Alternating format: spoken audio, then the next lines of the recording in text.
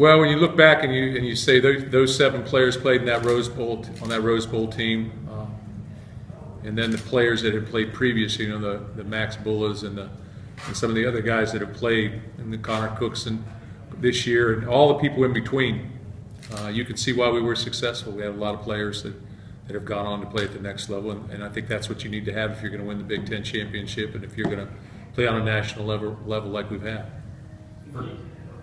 For Connor, it seems like an important combine. You can look at projections even anywhere from high in the first round to late in the second round. How important is the combine for Connor? I think just as important as Pro Day, probably, because at Pro Day you'll have a little bit more opportunity for it to be all about you for probably a half hour or so, or something like that as you move forward.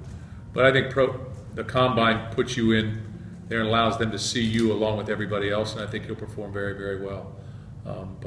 You know, it just takes one team to draft you. So who has a need and where they're at with the whole process, and you just never know how it's all going to shake out, I think. But he's a very good football player, and he's had great success here.